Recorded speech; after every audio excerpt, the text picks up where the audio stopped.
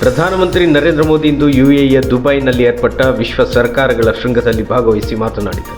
ನಾವಿಂದು 21ನೇ ಶತಮಾನದಲ್ಲಿದ್ದೇವೆ. ವೇಗವಾಗಿ ಆಧುನಿಕತೆಯು ಬೆಳೆಯುತ್ತಿದೆ.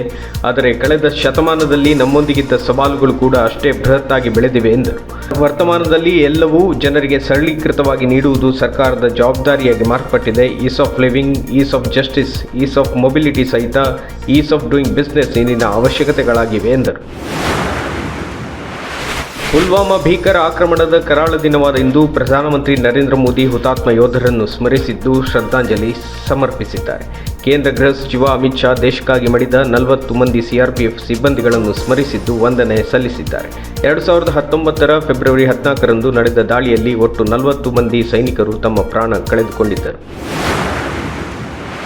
ಬಿಜೆಪಿಯು ಇಂದು ತನ್ನ ರಾಜ್ಯಸಭಾ ಅಭ್ಯರ್ಥಿಗಳ ಪಟ್ಟಿಯನ್ನು ಬಿಡುಗಡೆಗೊಳಿಸಿದೆ. ಗುಜರಾತ್ನಲ್ಲಿ ಬಿಜೆಪಿ ನಡ್ಡಾ ಸೇರಿದಂತೆ 4 ಮಂದಿ ಸ್ಪರ್ಧೆಗಳಿದ್ದರೆ ಮಧ್ಯಪ್ರದೇಶದಿಂದ ಮಾಯಾ ನರೋಲಿಯಾ ಸೇರಿದಂತೆ ಒಟ್ಟು 4 ಮಂದಿ, ಒಡಿಶಾದಿಂದ ಅಶ್ವಿನಿ ವೈಷ್ಣವ್ ಸ್ಪರ್ಧೆಗಿಳಿಯಲಿದ್ದಾರೆ.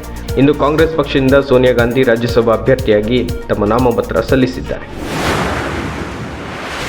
ಕರ್ನಾಟಕ ರಾಜ್ಯ ತೀವ್ರ ಬರಗಾಲದಲ್ಲಿರುವಾಗ ಸ್ಪೀಕರ್ ಯುಟಿ ಖಾದರ್ ಓಡಾಟಕ್ಕೆ ಹೊಸ ದುಬಾರಿ ಫಾರ್ಚೂನರ್ ಕಾರು ಬೇಕಿತ್ತಾ ಎಂದು ಬಿಜೆಪಿ ಶಾಸಕ ಬಸವನಗೌಡ ಪಾಟೀಲ್ ಯತ್ನಾಳ್ ಪ್ರಶ್ನಿಸಿದ್ದಾರೆ.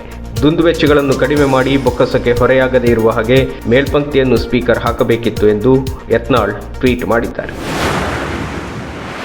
ಒಡಿಶಾದ ಭುವನೇಶ್ವರದಲ್ಲಿ ನಡೆಯುತ್ತಿರುವ FIH ಹಾಕಿ ಪಂದ್ಯಾವಳಿಯ ಮೊದಲ 2 ಪಂದ್ಯಗಳಲ್ಲಿ ಜಯಭೇರಿ ಬಾರಿಸಿದ ಭಾರತೀಯ ತಂಡ ಮುಂದಿನ ಪಂದ್ಯದಲ್ಲಿ ಆಸ್ಟ್ರೇಲಿಯಾ ತಂಡವನ್ನು ಎದುರಿಸಲಿದೆ. ಶುಕ್ರವಾರ ನಡೆಯಲಿರುವ ಕೊನೆಯ ಪಂದ್ಯದಲ್ಲಿ ಭಾರತವು ಐರ್ಲೆಂಡ್ ತಂಡವನ್ನು ಎದುರಿಸಲಿದೆ.